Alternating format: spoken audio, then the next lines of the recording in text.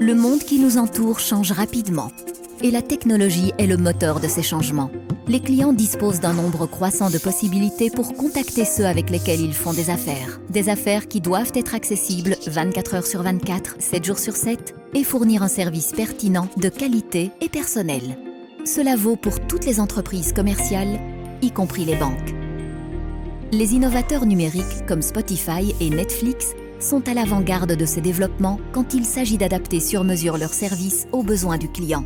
Ils ont une idée claire de la culture d'entreprise et une approche pointue des processus de collaboration.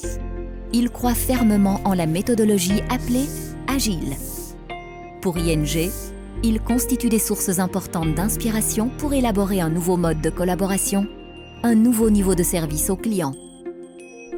Cette nouvelle façon de travailler exige de réagir plus rapidement aux besoins changeants des clients. Moins de transmission entre les départements, moins de réunions de coordination, plus d'espace d'initiative et des niveaux de responsabilité plus élevés aussi bien pour les équipes que les individus. Alors, comment cela fonctionne-t-il ? L'unité fondamentale dans l'organisation de notre modèle à venir est le squad. Les squads sont des équipes autonomes et autorégulatrices comptant jusqu'à 9 personnes entièrement responsables de leur propre mission spécifique liée aux clients. Les squads sont articulés autour de différentes disciplines, différents domaines d'expertise et différents acquis. Par exemple, le squad demande de crédit hypothécaire s'occupe de développer et de mettre en œuvre la façon la plus efficace et la plus conviviale pour nos clients d'aller de la première demande de crédit hypothécaire à l'approbation finale. Et le squad Search Engine a pour mission de développer le moteur de recherche le plus convivial et le plus efficace pour nos divers canaux numériques. Vous pouvez trouver dans les squads des collègues spécialisés dans les domaines du marketing, de product management, de formula management, de data analyst, de user experience et de l'IT. Ils peuvent être parfois plus nombreux dans tel ou tel domaine en fonction de la nature de la mission du squad. À l'intérieur de chaque squad, le Product Ownership est assigné à un seul membre du squad. Ce Product Owner est responsable de ce que fait le squad, il est chargé du backlog et de la liste des tâches à exécuter et détermine les priorités. Cela ne signifie pas que le Product Owner soit le patron. La coordination entre les membres de la même discipline a lieu à l'intérieur de chapters. Il y a par exemple un Chapter Data Analytics, un Chapter Customer Journey Mortgages, un Chapter Customer Journey Expert. Les chapters déterminent le comment s'attaquer aux travaux. Le chapter lead en détient la responsabilité finale et est également au sommet de la hiérarchie des membres du squad, en prenant en charge le développement personnel, l'encadrement et le cycle de performance des membres des squads. Le chapter lead s'acquittera de ses fonctions en plus de son travail quotidien dans son propre squad.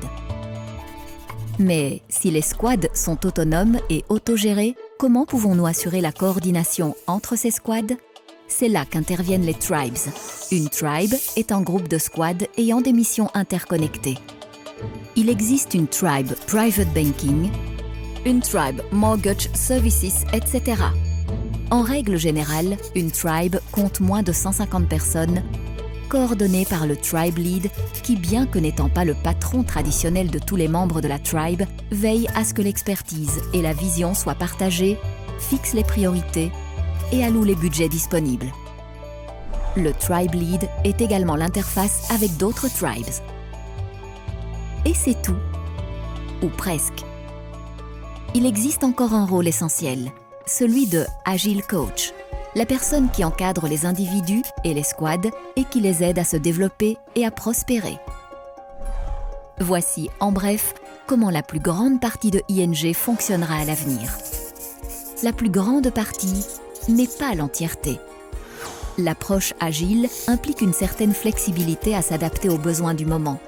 La formation de tribes est en grande partie faite sur mesure en fonction des circonstances et des objectifs spécifiques. Et il s'agit d'une approche qui ne convient peut-être pas à toutes nos fonctions et par conséquent, un certain degré d'essai et d'erreur nous aidera à déterminer ce qui dans la pratique fonctionne et ne fonctionne pas. L'approche agile est en soi agile et n'est pas fixée définitivement. C'est ce qui fait d'elle un instrument utile pour réaliser nos objectifs.